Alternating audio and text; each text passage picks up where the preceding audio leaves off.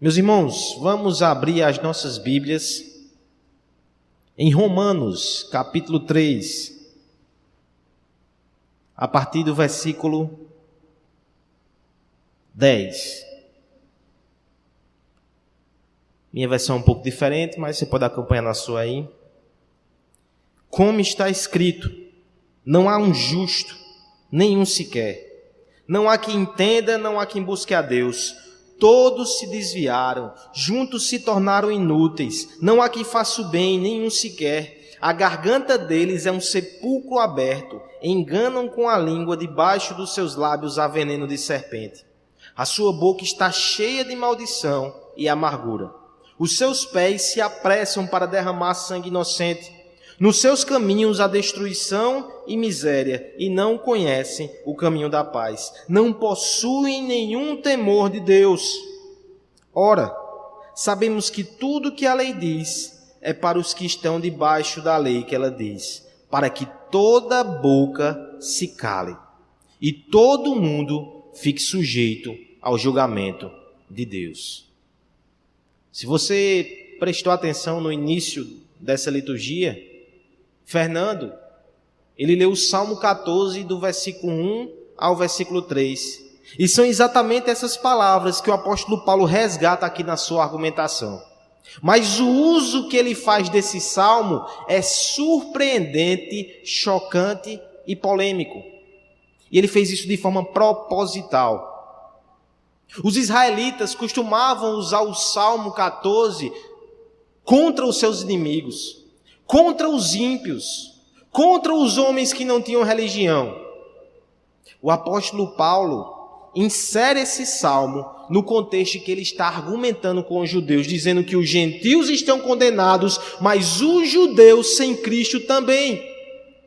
E é justamente para essa dupla plateia onde estão inclusos os religiosos judaicos que Paulo aplica o Salmo 14. Imagine o espanto. Você sempre pensou que o Salmo 14 era para os de fora.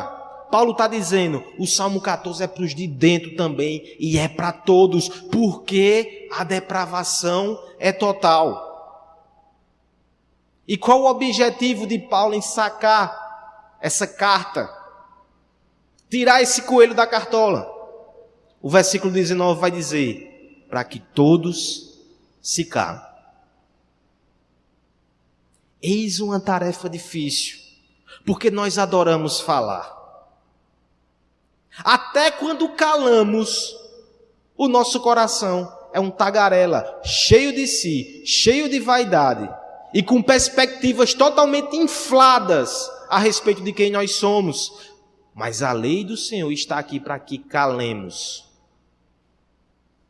Essa doutrina que nós vamos estudar hoje, ela está aqui para calar as nossas bocas. Depravação total. Sabe aquelas notícias que você olha e quando termina, não consegue sair um pio da sua boca, você passa alguns instantes calados? Essa é a notícia que ecoa dessa doutrina. E essa doutrina, ela é empírica. Como assim? Tem coisas que a Escritura diz e que nós não podemos provar, é pela fé. Mas a depravação total é muito empírica. Facilmente você consegue prová-la. O remendo que estão fazendo aqui já demonstra a depravação dos homens. Mas para efeitos de introdução, eu gostaria de destacar uma outra situação. 1994, 6 de abril, o massacre que aconteceu em Ruanda. Quase 1 milhão de pessoas morreram. Um massacre terrível, um genocídio. Duas etnias que estavam disputando. Os Hutus e os Tutsi. Os Tutsi, sendo minoria, foram massacrados. Alguns fatos nessa história que chamam muito a atenção. O primeiro deles é que geralmente os genocídios, ao longo da história, eles partem dos governos. Governos totalitários que matam a população e os seus exércitos e as suas tropas. Não foi assim nessa situação específica. A história nos conta hoje, passados mais de 20 anos, que vizinhos de etnias diferentes pegaram facões e mataram um ao outro. Amigos, colegas de trabalho, marido e mulher. Casamentos mistos foram desfeitos na ponta do facão. Alguns vão chamar esse genocídio do genocídio dos facões. Eram civis que estavam matando uns aos outros, mais de 800 mil mortos. E a forma mais comum era com grandes facões, decepando as cabeças. Que brutalidade! O que nos choca nessa história tão terrível ainda é a participação de alguns religiosos. No slide, cito o nome de um deles, que foi condenado pela ONU em 2009, o padre Okundo. Ele liderou milícias, ele liderou homens que mataram mulheres, crianças e parentes próximos só porque eram de outra etnia. E o nome Okundo significa amor. Um padre católico assassino. Muitos livros foram escritos narrando essa história. Um deles saiu colhendo o depoimento das pessoas que viveram nesse contexto.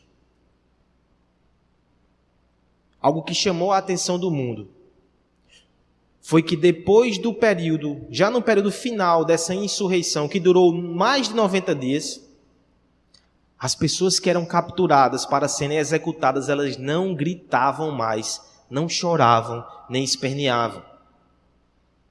Possivelmente porque não havia como fazer mais aquilo. Quando o homem ele se depara com o mal personificado, talvez ele se pergunte: para que continuar vivo? Os meus vizinhos entram na minha casa e matam minha família com um facão na minha frente.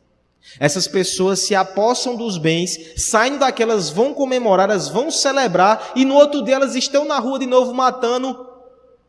Não foi uma simples histeria coletiva, foram 90 dias e mais de 800 mil mortos. Eu preciso insistir que a depravação total é empírica.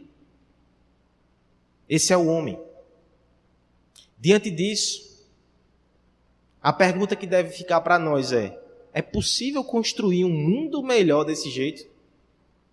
É possível isso? De muito, os homens se impressionam com a sua própria maldade. O filósofo Sêneca, certa vez disse: nenhum homem sábio deixará de se espantar com a cegueira do espírito humano. Sobre isso, duas perguntas devem nos incomodar nessa tarde e noite. Por que nós somos assim? E há esperança para nós? E veja, aqui eu estou falando como sociedade. Há esperança para esse mundo? É possível que ele melhore?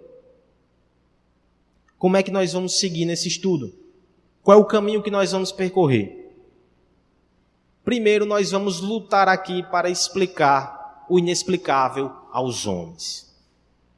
Você vai encontrar analistas sociais que vão traçar toda essa sociedade com suas críticas muito pertinazes, mas eles não sabem como resolver isso. Eles não sabem por que somos assim. Eles vão apontar para causas estranhas. Para eles é inexplicável, mas nós vamos explicar à luz da palavra aqui. Primeiro tópico, antes da explicação, nós vamos discutir algumas questões aqui. Depois, nós vamos para a explicação bíblica do nosso mundo, daquilo que somos. E por fim, nós vamos lidar com a explicação, a realidade e o sonho. E é aí que nós vamos chegar na resposta da nossa questão que levantamos aqui. É possível um mundo melhor, apesar de nós mesmos e da nossa depravação? Primeiro ponto, então, a explicação que deve vir antes da explicação. Como já foi colocado aqui, nós estamos entrando numa segunda fase dos nossos estudos. Primeiramente, nós estudamos os 5 solas da Reforma Protestante e nós pensamos ele à luz de desafios contemporâneos. Agora, nós nos concentramos nos 5 pontos do calvinismo e vamos fazer o mesmo exercício. Essas doutrinas tão antigas, que são fundamentos da nossa fé, como é que elas interagem com o nosso mundo e quais são as questões que as desafiam? Para isso, então, nós vamos passar pelo TULIP, os 5 pontos do calvinismo. Quais são esses 5 pontos? TULIP é um acróstico. Um acróstico é quando você pega um nome formado pela primeira letra de cada palavra. Se você for olhar as doutrinas que ele representa, essas letras não encaixam, porque ele é em inglês. É por isso que Fernando fez TULIP, né? Eu vou dizer TULIP mesmo, porque eu sou da Paraíba. Então, TULIP, né?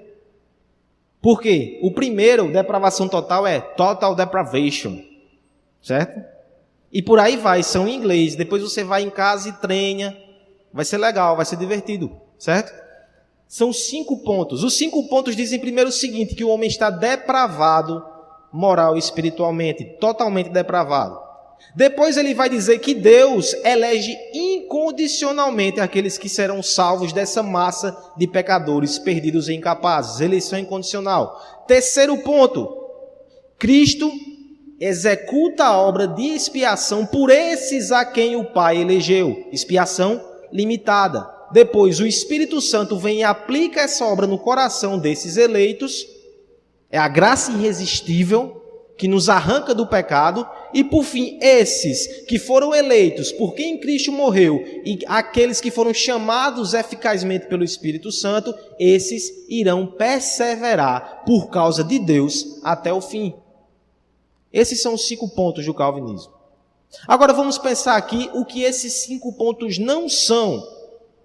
É uma introdução e um esclarecimento, já que vamos estudar sobre isso aí nos próximos meses. Primeiro, eles não são doutrina de Calvino, por assim dizer. Primeiro e antes de tudo, porque eles são bíblicos. Steve Lawson, ele tem uma série de estudos onde ele usa somente o Evangelho de João para mostrar essas 5 verdades doutrinárias da Bíblia. Só o Evangelho de João. Quando nós vamos para as cartas do Novo Testamento, está tudo lá. Quando nós vamos para os livros do Antigo Testamento, você vai encontrar essas doutrinas também.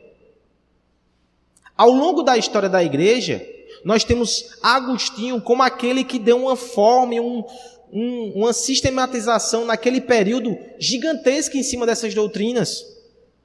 Muitos vão dizer que a reforma protestante é uma reforma agostiniana. Depois dessa grande linha de sucessão é que vem Calvino e organiza essas ideias, mas não é doutrina de Calvino. É doutrina de Agostinho, é doutrina de Anselmo, é doutrina de Paulo, é doutrina de Cristo, é doutrina de Moisés, é das Escrituras e é da história da igreja.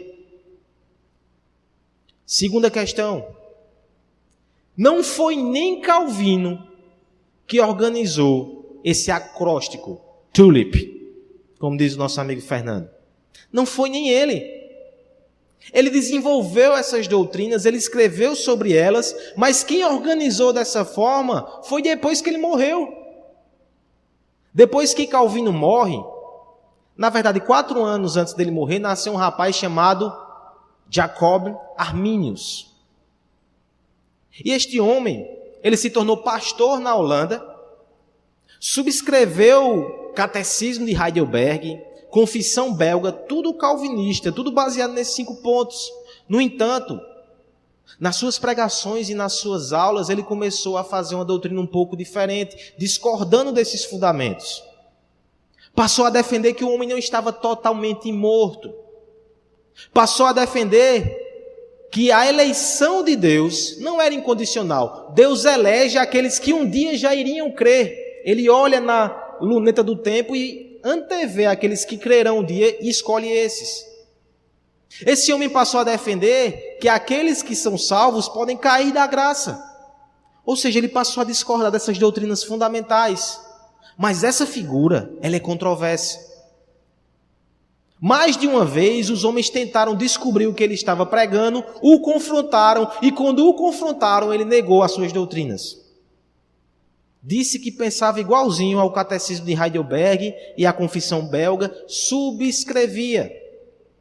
Ele foi convidado a ser professor, e ele ratificou, dizendo que cria todas essas doutrinas.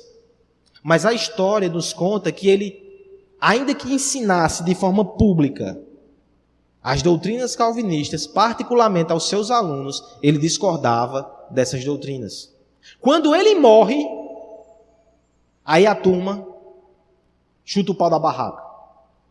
Os seus alunos, eles começam a escrever um documento chamado Remonstrância, que na verdade é um protesto contra os documentos oficiais da igreja holandesa. E eles organizam 5 pontos. Do ponto de vista da história da igreja, os 5 pontos do arminianismo, eles vêm antes dos 5 pontos do calvinismo. Eles é que organizam 5 pontos. É convocado um concílio, o Sínodo de Dort, que foi instalado em 13 de novembro de 1618, e ali os teólogos da Holanda e dos Países Baixos se reuniram, debateram e, por fim, formularam as sentenças e os 5 pontos que nós conhecemos como a tulipe, os 5 pontos do calvinismo ou as doutrinas da graça. Foi ali que eles deram essa conotação, eles deram essa forma e rejeitaram o arminianismo. Muitas vezes, para nós que conhecemos essa doutrina e que defendemos essa doutrina hoje, parece que nós é que estamos inventando a roda. Estamos nos opondo à história da igreja, estamos nos opondo às lideranças.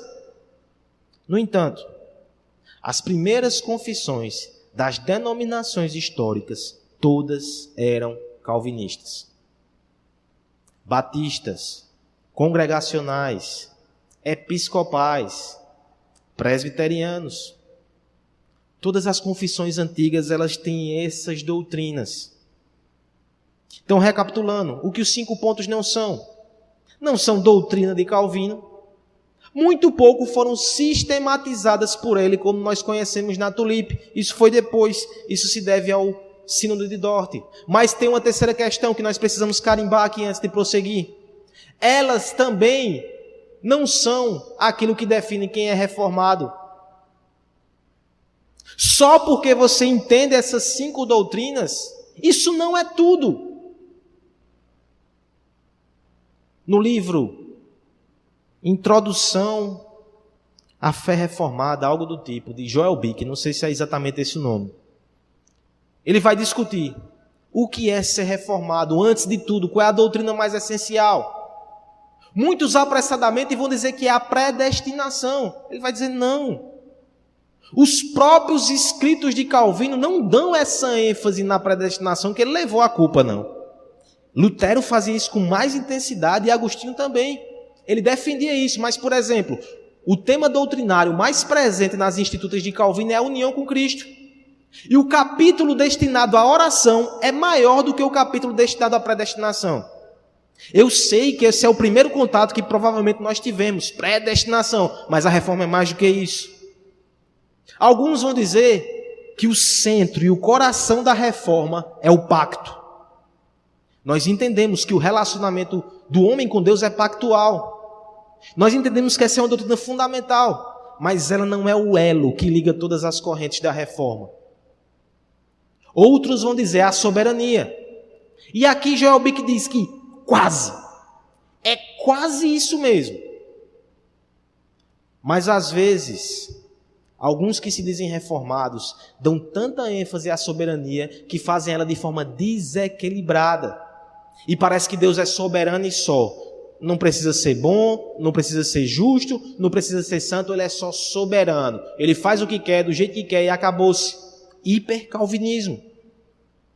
Dentro dessa discussão, Joel Bick vai dizer então, o centro e o coração da reforma o que é? O centro e o coração do calvinismo o que é? Vida teocêntrica.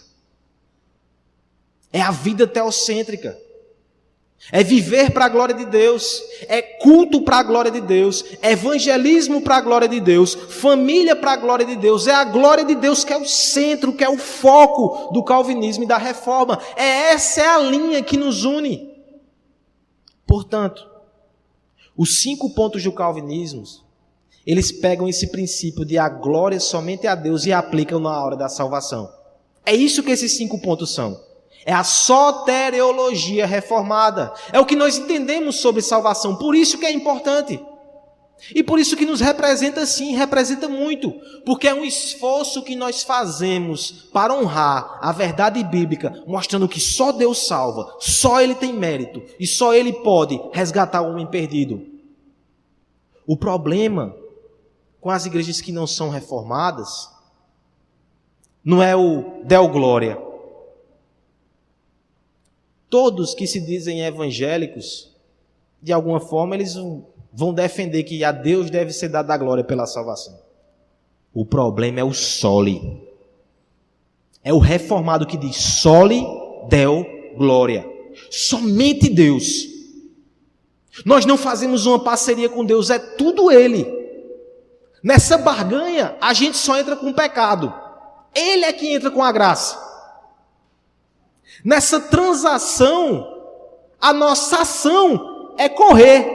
E Ele que corre atrás de nós com laços de amor eletivo e nos resgata de nós mesmos. Soli Deo Glória, aplicado à salvação, 5 pontos do calvinismo. É por isso que alguns vão reformular esses nomes, dizendo que todos esses pontos falam sobre a graça soberana. É a graça soberana necessitada, somos depravados. É a graça soberana concebida na eleição. É a graça soberana merecida, porque Cristo morre por esses eleitos. É a graça soberana aplicada pelo Espírito Santo. É a graça soberana preservada. Perseverança dos santos. Os 5 pontos do calvinismo. A glória de Deus na salvação. Em cima disso, nós vamos discutir nos próximos meses. Mas uma pergunta não quer calar. Tem gente que maximiza isso. Tudo é os 5 pontos. Ser calvinista é isso. Nós dissemos aqui que não, é mais. Mas ao mesmo tempo, então, quer dizer que esses 5 pontos só interferem na minha concepção sobre salvação? Não. Eles têm outras aplicações. Nós vamos ver aqui as aplicações antropológicas, sociológicas, políticas da depravação total. Não fica só no aspecto da salvação. Já que diz respeito ao que nós somos, afeta todas as áreas da nossa vida e a nossa compreensão. Alargue a sua mente, calvinista. Talvez você use essas doutrinas só para um campinho fechado da sua vida eclesiástica, quando ela emana princípios para todas as áreas de atuação da sua vida, para a sua cosmovisão. Feito esse esclarecimento, vamos agora diretamente para os textos bíblicos que nos ajudam a compreender essa verdade. Vamos agora à depravação total. Alguns textos que nós vamos ler aqui, e o primeiro deles é Gênesis 3. Não vamos gastar tanto tempo assim com ele, mas nós temos algumas informações aqui muito importantes que não podem ser ignoradas. Gênesis 3. Ora, a serpente era o mais astuto de todos os animais do campo que o Senhor Deus havia feito. E disse à mulher: foi assim que Deus disse: não comereis de nenhuma árvore do jardim? Respondeu a mulher à serpente: do fruto das árvores do jardim podemos comer, mas do fruto da árvore que está no meio do jardim, disse Deus: não comereis dele, nem tocareis, se o fizerdes, morrereis. Disse a serpente à mulher: com certeza não morrereis. Na verdade, Deus sabe que no dia que comerdes desse fruto, vossos olhos se abrirão e sereis como Deus, conhecendo o bem e o mal. Então, vendo a árvore que era boa para dela comer, agradável aos olhos e desejável para o entendimento, tomou do seu fruto, comeu e deu dele a seu marido, que também comeu. Então os olhos dos dois foram abertos e ficaram sabendo que estavam nus. Por isso entrelaçaram folhas de figueira e fizeram para si aventais. A narrativa da queda, ela vai nos mostrar como o processo da queda e os efeitos da queda são abrangentes. Olha só o que acontece. Quando o homem foi criado, ele foi criado totalmente bom. Em suas afeições, em suas emoções, no seu intelecto, na sua vontade, no seu corpo. Temos algumas acusações contra a teologia reformada, caricaturas que são feitas, que nós somos excessivamente pessimistas, melancólicos, porque nós temos uma visão completamente perversa do homem. Espera aí, não é bem assim não. Nós temos uma explicação para a maldade do homem. Por que o homem é mau desse jeito? Vou fazer uma pequena prova aqui. Algumas alternativas que nós temos aí. Letra A. O homem é inerentemente mau e egoísta. Letra A. Letra B. O homem é bom, mas a sociedade e o sistema econômico é que são maus e o corrompem. Letra C. Ele não é bom, nem mau. Há os dois dentro dele e ele deve escolher entre essas opções. Letra D. Nenhuma das alternativas. Pense rápido. A, B, C ou D? Arriscar aí um A. A, B, C ou D? A é uma pegadinha. É disso que nós somos acusados. O homem não foi criado mal, o homem foi criado bom. O homem é a obra-prima da criação. O homem foi feito à imagem e semelhança de Deus. Ele tornou-se mal por causa do pecado. Mas a tradição calvinista, a tradição reformada não ignora isso. Não trata o homem somente como um diabo, mas lembra quem ele era e antevê pela fé o que ele pode ser. É por isso que os calvinistas, apesar de serem tidos como pessimistas, e de fato nós temos uma visão muito cética sobre o homem e o pecado, eles também conseguiram fazer grandes feitos na sociedade. Inexplicavelmente eles têm esperança apesar de tudo, mas a esperança não no homem, em Deus e na imagem de Deus no homem. É Orton que diz. E o que é Orton diz? A teologia reformada nunca começa com a queda, mas sim com a boa criação de Deus. Nós temos aí o próprio Sínodo de Dort. Antes de falar da queda, ele fala da criação. No princípio, o homem foi criado à imagem de Deus, foi adornado em seu entendimento com o verdadeiro e salutar conhecimento de Deus e de todas as coisas espirituais.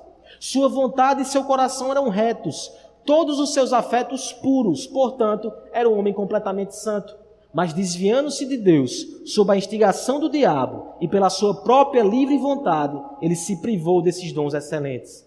Em lugar disso, trouxe sobre si cegueira, trevas terríveis, leviano e perverso juízo em seu entendimento, malícia, rebeldia e dureza em sua vontade e seu coração. Também impureza em todos os seus afetos. Olha a narrativa da queda. Aqueles que têm os sentimentos puros, equilibrados, uma mente lúcida, sã, tanto é que Adão ele nomeia os animais do campo em perfeita consonância com a sabedoria de Deus. Eles conheciam afetos puros, vontade sadia e perfeita. Agora, diante da malícia da serpente, você sente no coração de Eva rebeldia, insatisfação. Ela distorce o discurso de Deus quando ela diz: Deus disse que dessa árvore aqui a gente não pode nem ver nem tocar. Deus não disse tocar. Mas o coração já está insatisfeito e rebelde. Conforme se segue, eles vão dando ouvidos à serpente que questiona a bondade de Deus e diz: Deus tem medo que vocês se tornem iguais a Ele. Por isso que Ele não quer que você coma, para que você não conheça o bem e o mal. Ele é ciumento, invejoso e mesquinho. E eles continuam ouvindo. A mente já se torna insensata nesse processo. A lucidez Deveria ter feito com que eles calassem aquela serpente e se retirassem dali. Mas eles continuam dialogando. E por fim, a narrativa diz que Eva olha para aquela árvore e ela tem desejo. Ela sente que aquilo é agradável. A sua vontade, que era inclinada para Deus, agora se volta para a concupiscência, a abraça. Depois da queda, o homem se torna infiel. As nossas emoções não estão mais para o nosso marido, para o nosso Deus, estão para o pecado. Depois da queda, o homem se torna incrédulo. A nossa mente não se submete mais à vontade e à verdade de Deus. A nossa mente agora acredita na mentira, na apostasia e no engano. Depois da queda, o homem se torna insubmisso, insubordinado, rebelde. Ele não se curva diante do Senhor, mas ele move céus e terra para que Deus se curve diante dele. Ele parte de uma situação de vida e bem-aventurança para uma situação de morte e condenação. Algumas considerações. Primeiro, a depravação é total. Em que sentido nós estamos dizendo isso? Nós não estamos dizendo que todos os homens são tão maus quanto poderiam ser. Porque se assim o fosse, por 30 minutos, não existia mais planeta Terra. É pela graça de Deus que Hitler é uma exceção ainda. É pela graça de Deus que Ruanda não é aqui. É pela graça de Deus que segura. A depravação total não diz que todos nós estamos no máximo potencial da nossa maldade. Você sabe que não. Você sabe que você é muito pior do que você aparenta. O que essa doutrina ensina é que ela é total no sentido de abrangência. O pecado atacou cada aspecto do homem. A mente, o coração, as afeições, o intelecto, a vontade, a consciência, o corpo. É total porque atingiu todas as nossas obras. Todos os nossos atos de bondade são permeados de pecado. Os nossos atos de misericórdia, os nossos atos de culto, eles podem estar manchados pelo pecado e de fato estão quando o homem não nasce de novo. As boas obras são feitas por vaidade, por ciúme. As boas obras são tentativas de apaziguar a Deus com aquela esmolinha que é dada. Todas as obras do homem estão corrompidas. Alguns vão dizer que melhor do que depravação total seria depravação radical. Radical no sentido de raiz. A depravação folhar na raiz. Outros vão defender iniquidade abrangente, ou seja, pega tudo, meu amigo. Nada que o homem faz escapa desse raio de maldade. Todos esses conceitos estão aí colocados. Última observação. Atente para a severidade dos termos que a Escritura coloca para a situação do homem depois do pecado. Morto. Ele não usa enfermo, moribundo, ele usa morto. É por isso que a conversão é colocada nas Escrituras e a regeneração como novo nascimento, nova criatura. Os termos bíblicos são absolutos. Quando nós não levamos em consideração a seriedade, a gravidade, a abrangência desses termos, é porque nós queremos inserir a nossa própria filosofia e teologia nas Escrituras. Se você aceita a Escritura, a teologia que emana na Escritura, você vai levar a sério esses termos. A sua visão do homem é uma visão radical nesse sentido. Morto e vivo. Acabou-se. Não existe um meio termo. Não existe pessoas que são quase cristãs. É morto ou é vivo? Essas são as categorias que a Bíblia coloca para nós. Algumas citações sobre esse assunto. A primeira delas, de Spurgeon, para mostrar como a depravação é total ou radical. Ele vai dizer que há pecado até na nossa santidade. Há incredulidade na nossa fé. Há ódio no nosso próprio amor. Há lama de serpente na mais bela flor do nosso jardim. É assim que somos nós. É por isso que nós precisamos nos arrepender todos os dias dos nossos pecados. Porque todas as nossas obras, elas ainda contêm pecado. Mesmo depois de nascidos de novo. Imagina antes da obra regeneradora do Espírito Santo. Quem é o homem? Martin Lloyd Jones vai trazer agora uma implicação que já é política também, viu? E sociológica.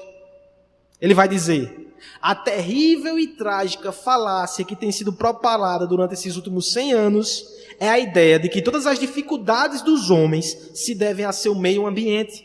E que para mudar o homem, tudo que se tem que fazer é modificar o seu meio ambiente. Isso constitui uma trágica mentira, pois tal ideia negligencia o fato de que foi no paraíso que o homem caiu. O problema do homem é o homem.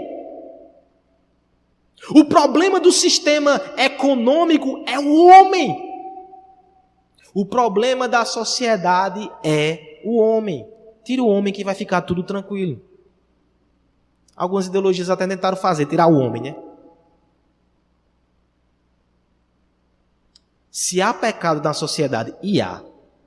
Se há pecado nas estruturas econômicas, e há, é uma relação de retroalimentação com o coração pecaminoso do homem. É no coração. Cristo vai dizer que é do coração que provém os furtos, homicídios, adultérios, avareza. É de lá que vem a fonte da depravação. Imagine que essa fonte ela despeja maldade no nosso meio ambiente. Vai despejando maldade e a gente vai jogando cloro no rio. Joga cloro, joga cloro, joga cloro. E a fonte continua a jorrar sem parar. Que trabalho tolo, que trabalho em vão. Nós temos que atacar a fonte. E a fonte é o coração. Já lhe faço um questionamento. Educação alcança o coração?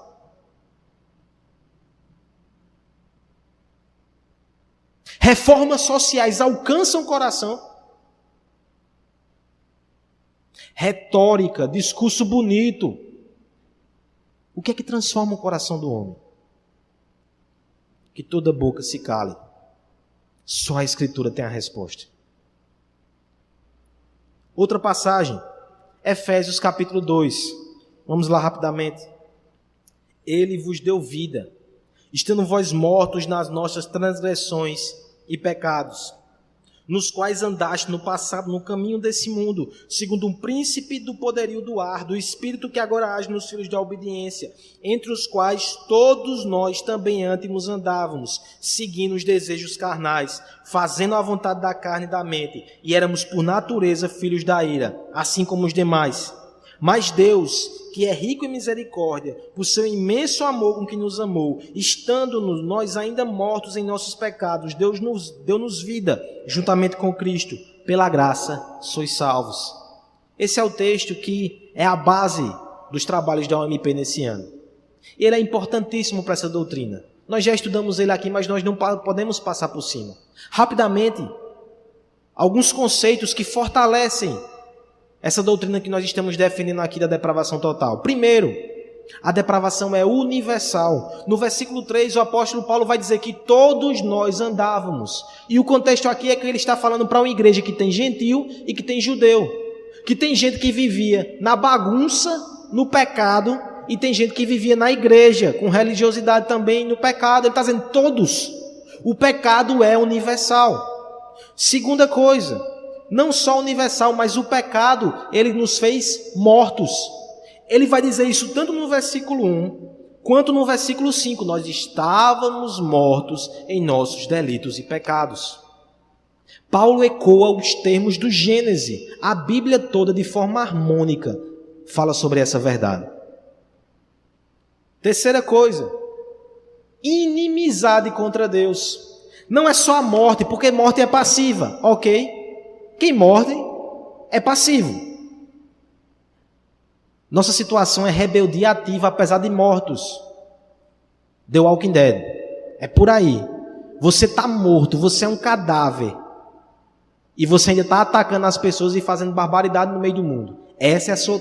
Se ele fosse só morto e ficasse quietinho, era uma coisa. Esse é o pecado original. Mas além do pecado original que nós temos os pecados que nós praticamos. Nós saímos da nossa tumba e nós saímos fazendo bagunça no meio do mundo. Rebeldia ativa contra Deus. E qual é o veredito do Senhor aqui? Estávamos, por natureza, debaixo da ira de Deus. Odiáveis e detestáveis aos olhos do Senhor. Com toda a justiça possível. Último ponto, escravos. Os termos usados aqui é que nós andávamos na direção conforme o mundo. E a imagem que o apóstolo Paulo aqui está usando é um rei vitorioso, um general vitorioso que segue na frente, e ele vai levando o seu exército, e por detrás do seu exército você tem aqueles que foram cativos e capturados, algemados, acorrentados, com a cabeça baixa, humilhados e feridos, seguindo, porque foram derrotados. O homem foi derrotado no jardim, quando ele sucumbiu à tentação, e desde lá ele é escravo, algemado, seguindo o seu feitor, seguindo o diabo para onde ele manda. Não só morto, não só rebelde, mas também escravo, como se não bastasse. Sobre essa escravidão, nós temos alguns comentários interessantes. A escravidão da vontade. Por exemplo, Pink vai dizer que nós somos escravos por natureza. Nós não somos coagidos a pecar. Via de regra, não tem um ladrão com uma faca no seu pescoço mandando você fazer o que não deve. Nem Deus está fazendo isso. A grande questão é que a nossa natureza é má e corrompida e nos leva para isso. O exemplo que ele dá é: imagina um livro. Se eu solto esse livro, o que é que vai acontecer? Ele cai no chão. Não preciso coagi-lo a isso. Não preciso ameaçá-lo, nem argumentar, é só tirar a mão. No entanto, se o movimento natural desse livro é cair, para que esse livro suba 1 centímetro, tem que acontecer o quê? Intervenção externa. Se não for a minha mão erguendo esse livro, ele não vai subir nunca, ele só cai. Eis o pecador. O pecador é livre para pecar. Você é livre, moralmente livre, para você fazer o que você quiser. Mas para fazer o bem que é contrário à sua natureza, só se houver uma intervenção externa, erguendo o seu coração acima da altura de você mesmo. Esse é o pecador. Jonathan Edwards, ele também falou sobre a escravidão da vontade. E ele tem um livro, A Liberdade da Vontade. Alguns, quando se deparam com esse livro, dizem: mas rapaz, esse livro aí está estranho. A liberdade da vontade. Na verdade, a liberdade da vontade é um resumo. A versão maior desse livro, do título, é a seguinte: uma investigação cuidadosa e rigorosa sobre as modernas noções predominantes sobre a liberdade da vontade que se supõe ser essencial para a agência moral, virtude e vício, recompensa e punição, louvor e culpa. Aí os editores disseram: vamos resumir, né? Não vai dar isso tudo na capa de um livro. O que ele está fazendo é argumentando contra essa ideia de liberdade da vontade. Mas ele vai dar algumas contribuições fundamentais para a teologia, lá no século XVII. Quais são essas contribuições? Primeiro, ele vai definir o que é vontade. A vontade é simplesmente o princípio ou poder da mente humana que nos leva a escolher uma coisa e recusar outra. É um mecanismo. Ele vai dizer o que é que move a vontade. Os motivos. Sua vontade é um mecanismo de escolha. E como é que você determina o que você quer agora? As opções que são dadas diante a você e como você recebe aquilo na sua mente. Os incentivos, as ameaças, os problemas, as dificuldades. Nossa mente vai equilibrar aquilo, vai fazer uma aritmética, vai ver o pró e o contra e vai escolher. A vontade faz isso. Ele vai dizer: a vontade do pecador é livre, ela está funcionando bem direitinho. O problema está no intelecto, na mente dele, no coração dele, que está por trás desse mecanismo. Porque para o coração depravado, o mal sempre é atrativo. E o bem é detestável e enfadonho. O pecado é cintilante, brilhante e benéfico. E Deus é detestável. É um estraga-prazeres cósmico. É por isso que a vontade, por mais que ela seja livre, ela sempre escolhe o mal. Porque ela ama o mal e ela odeia o bem. Esse é o problema do pecador. Jonathan Edwards vai fazer uma diferença também nessa impossibilidade Incapacidade natural e moral. A incapacidade natural é, por exemplo, um homem que é cego. Ele é incapaz de dirigir, naturalmente. Ele não pode ser condenado por não conseguir dirigir. Incapacidade moral é um homem que se embriaga e agora ele não pode dirigir. Ele é moralmente responsável por ser incapaz. Esse é o homem. Ele foi criado capaz, ele foi criado bom. Se ele está incapaz, inabilitado hoje, é por sua responsabilidade, porque ele se entregou ao pecado e à iniquidade. Ele é moralmente incapaz. Diante disso, desse homem depravado, dessa mente, dessa afeição, dessa vontade corrompida, onde fica o livre-arbítrio? Reforçando, nós temos liberdade de agir, nós não somos coagidos a agir. Mas o livre-arbítrio é ir contra a nossa própria natureza. Jonathan Edwards, mais uma vez, ele vai dizer que isso só existiria em duas condições. A primeira é que a vontade fosse determinada somente por ela mesma, sem nenhum fator fora dela. Ou seja, ela não vai sentir nenhuma inclinação, vai escolher e pronto, de forma objetiva e neutra. Mas isso não existe. Sempre que você faz escolhas, você vai ser motivado pelos seus conceitos, os seus valores, aquilo que você vê, aquilo que você ama, aquilo que você deseja.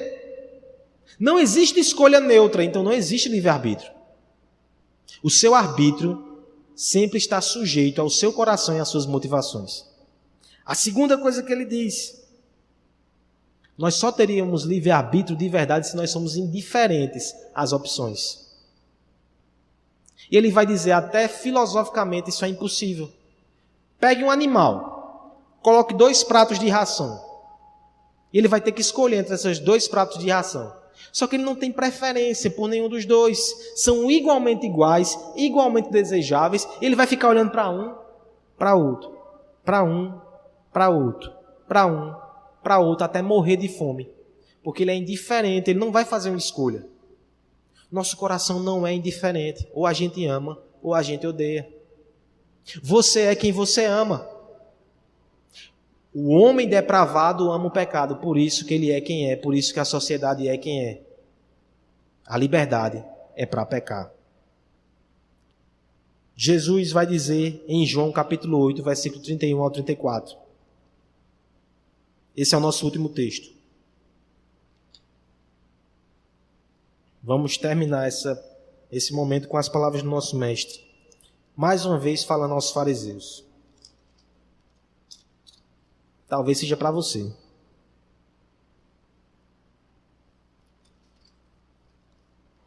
João capítulo 8, versículo 31. Jesus dizia aos judeus que haviam crido nele: se permanecerdes na minha palavra, sereis verdadeiramente meus discípulos. Conhecereis a verdade, e a verdade vos libertará. Eles responderam: nós somos descendentes de Abraão, e nunca fomos escravos de ninguém. Por que dizes sereis livres? Jesus continuou: em verdade vos digo, que aquele que comete pecado é escravo do pecado. Jesus era calvinista. Ele está dizendo aqui que você não é pecador porque você peca. Pequei tanto que virei pecador. Você peca porque você é pecador. Essa é a sua natureza. Você é escravo do pecado. Se 1000 vezes fosse colocado o pecado dentro de você, 1000 vezes você escolheria. Se houve 10 que você não escolher, é porque a graça de Deus lhe impediu de fazer isso, para que você não se destruísse e um dia alcançasse a salvação. Se o mundo não é tão mau ao ponto de destruir todas as coisas, é porque Deus está preservando o seu povo ainda. É porque Deus ainda, com a sua graça, Ele contém o mal no coração do pecador. Se Ele tirar a mão, o que você acha que aconteceu com o faraó, que o coração dele foi endurecido? Será que Deus precisou colocar mal naquele coração? Não! Tem tanto mal no nosso coração. Quando Deus endurece, é simplesmente que Ele deixa de restringir o pecado, Ele deixa que o pecado se alastre. Olha ao redor. Por mais apavorante que seja a nossa sociedade, pare e pense que Deus ainda está restringindo o pecado. E no dia que Ele parar de restringir, bem-vindo ao inferno. E o inferno não é aqui ainda. Uma amostra do inferno está no coração do homem sem Deus. Só que a gente não tem acesso a isso. Implicações dessa doutrina, então. Não há como ter uma visão bíblica sem reconhecer que o homem está moralmente depravado. Totalmente depravado. Morto. A pergunta é: quais são as implicações disso, então? Quais são as implicações disso? Lembrando daquelas perguntas que nós fizemos no início. É possível um mundo melhor, apesar de nós mesmos? Nós temos algumas propostas. Esse cidadão, ele tinha uma proposta de mundo melhor. Analisando o seu pensamento, Alistair McGrath vai nos mostrar que ele tem um pensamento teológico, secular. Ele vai dizer que Karl Marx defendia que a religião, de modo geral, procurava confortar aqueles que passavam por sofrimento nesse mundo ao persuadi-los da ideia de uma vida feliz após a morte. Ao fazê-lo, a religião os desviava da tarefa de transformar o mundo, de forma a eliminar o sofrimento existente. De certo modo, é possível considerar o marxismo como uma espécie de secularização da escatologia cristã, o qual tem na revolução correspondente secularizada ao céu. Qual é o princípio que eu quero lhe alertar aqui? Toda proposta política de melhoria do mundo é escatológica e é religiosa. Não existe neutralidade. O próprio impulso no coração do homem de buscar um mundo melhor, adivinha o que é? É um impulso religioso que ele tem no coração. A grande questão é onde ele procura, é como ele procura. Nós, como cristãos, nos encontramos entre dois grupos: os utópicos e os cínicos. Os utópicos, nós já entramos nessa pauta. Os utópicos, eles têm um sério problema. E aqui nós estamos falando sobre a esquerda, o pensamento progressista em geral. Ele não tem uma antropologia bíblica. Ele tem uma visão romantizada do homem. Ele segue os passos de Rousseau, que diz que o homem é bom, mas a sociedade o corrompe e é má. Aquele que colocou a primeira estaca e disse: isso aqui é a propriedade privada, ele trouxe o mal ao mundo. Não é possível ser cristão e pensar como esse homem. Ele está equivocado.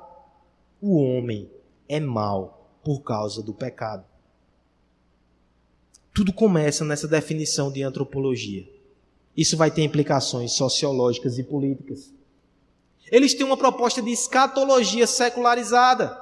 Por isso que rejeita-se a religião, porque não precisa de religião, é o homem que vai fazer o céu aqui. Novamente eu lhe pergunto, como é que vai ser feito um céu aqui com esses demônios? Spurgeon disse certa vez que levar um homem não regenerado ao céu é só para ele chegar lá e ele roubar a carteira de um anjo. Não adianta querer fazer um mundo perfeito com pecadores. Mais uma vez, antropologia. E o perigo? O perigo é você dar poder a alguém para que faça o bem. O poder em si ele é prazeroso, mas ele é misturado com a culpa. Se você aplaca a culpa dizendo que você está agindo por um motivo maior e um motivo melhor, acabou-se. Toda barbaridade é justificada. Esse é o perigo de construir um mundo melhor com pecadores. O problema? Eles não sabem quem é o ser humano. Eles não sabem qual é o problema do ser humano. Eles não vão conseguir dar uma solução de verdade. É o marxismo. É Freud com a sua leitura totalmente equivocada sobre os desejos inconscientes do homem. É talvez a ciência com as suas respostas. Talvez hoje os homens pensam que todos os problemas podem ser resumidos à neurociência. Nenhuma dessas respostas é completamente satisfatória. Elas não podem resolver o problema do homem. Elas não sabem nem quem é o homem de fato. Por fim, o fracasso final. Felizes são aqueles que percebem esse fracasso em vida. Os modelos de sociedade utopista de utopia não devem lhe conduzir, porque você sabe quem é um homem por causa das Escrituras. Nesse sentido, você tem que ser cético. Talvez até chato. Você é chato, eu sei. Alguns aqui são bem chatos. Mas nós também temos os cínicos. E aí nós vamos falar sobre o outro aspecto. O outro espectro político. A direita. E nem toda direita é não utópica. O liberalismo muitas vezes é utópico. A ideia é que o homem, pelo seu próprio egoísmo, vai resolver tudo. Adam Smith, o pai do liberalismo, olha só o que ele disse certa vez. Por mais egoísta que o homem seja, há uma parte nele que tem interesse na prosperidade e na felicidade dos outros, sem nenhum outro motivo, a não ser o prazer de contemplá-la. Me parece que ele também tem problemas com a depravação do homem. Por outro lado, existe uma parte do pensamento de direita que é totalmente cínico. O homem é ruim mesmo. Deixa o homem para lá. Isso vai ser sempre assim. Apático. Mas deixa eu lhe dizer que isso também não faz jus à revelação. Essa apatia, esse conformismo, ele não é a religião bíblica também. Por mais que haja uma simpatia entre nós, e nesses eu me incluo, com os pensadores mais conservadores, porque parecem entender que o homem é mau, não podemos ficar só aqui. Nós também temos uma proposta de transformação e de esperança. Nós não somos escravos das estruturas como elas estão. Nós não podemos fazer isso e perder a nossa mensagem. Até as propostas utópicas, elas bebem do cristianismo. Pondé certa vez disse que a modernidade é a filha bastarda do cristianismo. Foi no cristianismo que ela aprendeu a falar de solidariedade, de melhorias, do bem-estar do próximo. Isso tudo está no cristianismo. E depois ela brada contra o seu pai, faz severas acusações contra o seu pai. Mas é a filha bastarda, que não aprendeu com o pai direito. Nós precisamos nos libertar dessas amarras. Se a gente se identifica demais com a corrente de pensamento humana, é porque a gente esqueceu que os autores ali são depravados. Precisamos levar a depravação total até as últimas consequências. Precisamos duvidar. Precisamos combater, biblicamente, todas as tendências. Portanto, e o mundo melhor, como é que fica? A gente vai sair daqui sem nada? Alguns exemplos de mundo melhor. O mundo possível e não o mundo perfeito. E esses 4 exemplos, eles foram selecionados e eles têm uma relação inclusive com o calvinismo. Foram momentos em que as doutrinas da graça tiveram proeminência. E quando a doutrina da graça tem proeminência, adivinha quem se destaca? O Evangelho. Porque uma teologia que dá muita ênfase no homem, o evangelho fica meio que perdido entre várias coisas. Mas quando a doutrina da graça é proclamada, a graça é evidenciada. Primeiro exemplo histórico, a Genebra de Calvino.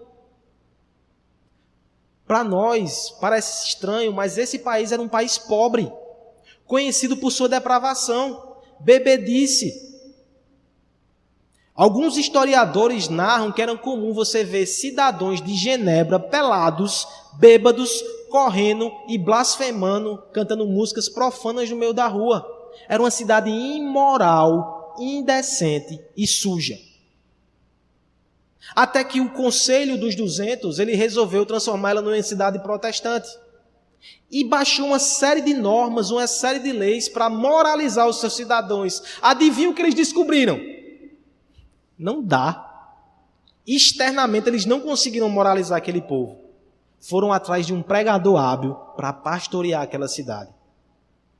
William Farel, Ao perceber que um jovem, Calvino, passava ali, pegou aquele homem, colocou ele no canto da parede. Calvino relutou porque ele queria ficar recluso, só estudando, teólogo de gabinete. Ele disse, não, você vai trabalhar nessa cidade, porque se você for embora daqui, o Senhor vai amaldiçoar o seu descanso. Calvino ficou com medo da praga que foi rogada contra ele e ficou. Começou a pregar, começou a combater o pecado dos homens. Depois de 2 anos, botaram ele para correr. Não aguentaram. Esse cara é muito chato. Não queriam ser confrontados em seus pecados. Algum tempo depois, 1541, ele é chamado de volta. A cidade percebeu que precisava daquela pregação. Os biógrafos de Calvino dizem que ele não queria voltar, porque ele sofreu demais naquela cidade. Mas ele entendeu que aquele era o chamado de Deus para ele. Ao voltar, ele retomou a sua pregação expositiva, versículo a versículo, do versículo que havia parado alguns anos atrás. Junto com o Conselho de Genebra, ele criou as ordens eclesiásticas, que era um manual de disciplina para a igreja. Ele separou o estado da igreja.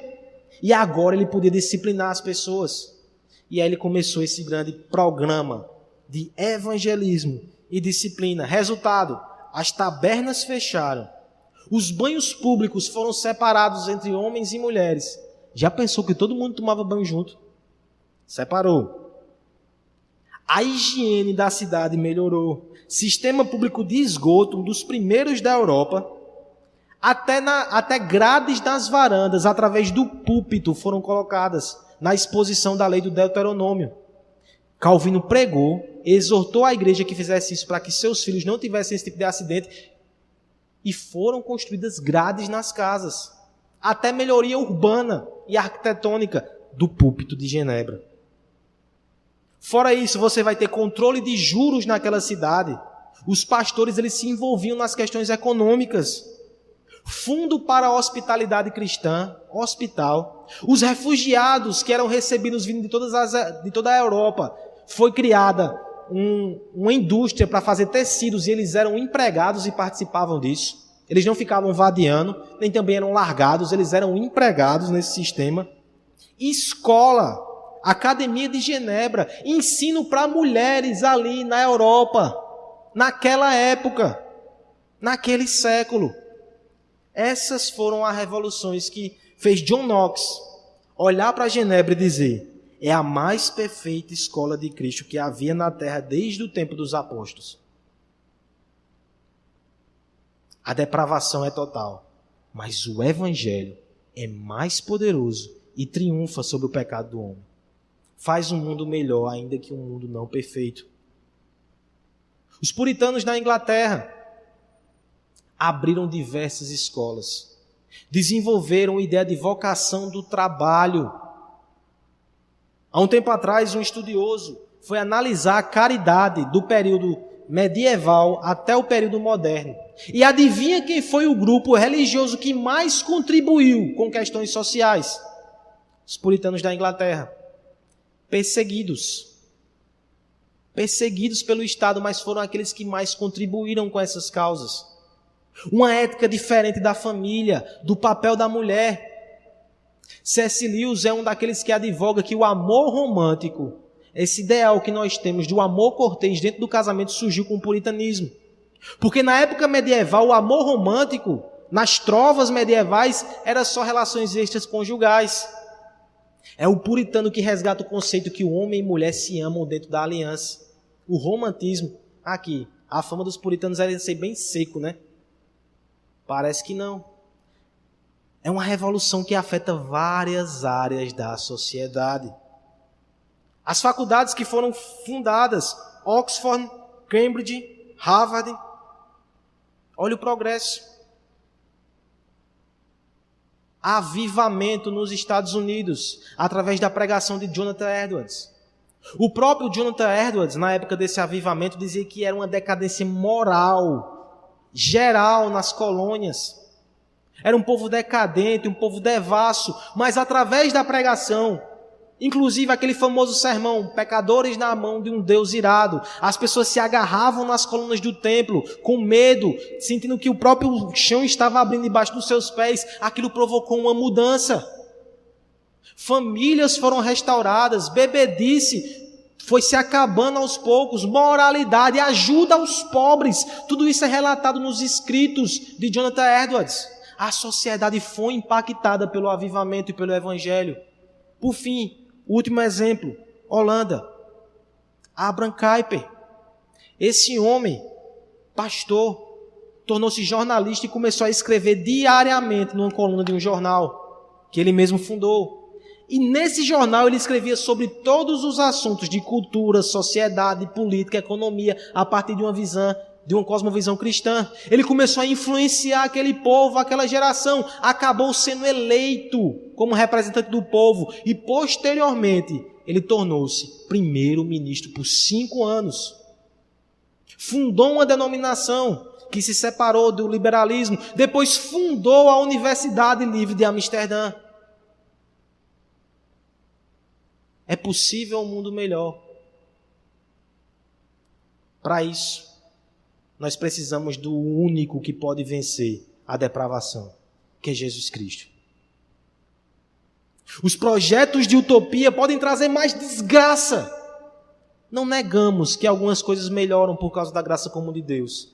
Mas a melhora substantiva só vem através da pregação do Evangelho. O que nós estamos fazendo então? Se há como melhorar esse mundo, e se nós sabemos como melhoramos, nós também não podemos ser conservadores apáticos. Nem utopia, nem cinismo. Nós temos o Evangelho que transforma. Que responsabilidade repousa sobre o meu ombro e sobre o seu? O que nós estamos fazendo com essa mensagem tão transformadora? Ou nós estamos deixando tudo nas costas dos homens depravados e estamos esperando que as coisas melhorem? Quem é utópico aqui? Talvez sejamos nós, esperando que esse mundo melhore por si só. Não vai. Conclusão. É possível um mundo melhor? Estamos aí entre duas realidades. A Nova Jerusalém e Uganda. Pecado, redenção, restauração. O Evangelho de Jesus Cristo é o que te transporta de Uganda para a Nova Jerusalém. Não pegue outros atalhos. Não pegue outros atalhos. Você conhece a depravação dos homens? Você deve dizê-los qual é o caminho da redenção. Finalizo essa noite com John Stott. Ele diz o seguinte: regras de conduta não resolvem o nosso problema. Não podemos cumpri-las. Mesmo que Deus nos diga claramente para não fazer alguma coisa, continuaremos fazendo até o fim dos tempos. Sermões também não adiantam. O que nós precisamos é de um Salvador. Mudar nossa mente através da educação não é suficiente. Precisamos de mudança de coração. O homem descobriu o segredo da força física e da reação nuclear. Agora, ele precisa do poder espiritual para libertar-se de si mesmo e ajudá-lo. E conquistar o seu eu. Um poder que dê a ele caráter moral à altura das suas conquistas científicas. Porque senão, o progresso científico é só para depravação e destruição. O homem ainda precisa do Evangelho. E sempre vai precisar. Você tem um Evangelho. O que você vai fazer quando sair daqui? Curva sua cabeça. Pai, nós te louvamos e nós te agradecemos pela revelação que o Senhor nos dá na tua palavra sobre quem somos, sobre esse mundo. Nós não somos merecedores nem desse conhecimento. Existem pessoas tão mais capazes, tão mais brilhantes, tão mais preparadas. Mas o Senhor escolhe revelar-se aos fracos, aos pequenos e aos ignorantes, que somos nós. Aqueles que se curvam humildemente diante da tua palavra aprendem os mistérios do homem. Senhor, o que nós vamos fazer com esse conhecimento? É certo que a doutrina da depravação total, como nós vimos aqui na tua palavra, ela nos ensina a depender somente de Cristo para a salvação, a não se orgulhar, a ter fé na obra redentora e somente nela. Mas também nos ensina, Senhor, que nós não devemos depositar nossas esperanças em projeto político nenhum, educacional nenhum, social nenhum. Nós sabemos a limitação dos homens, nós sabemos que eles são pó, que eles são pecadores.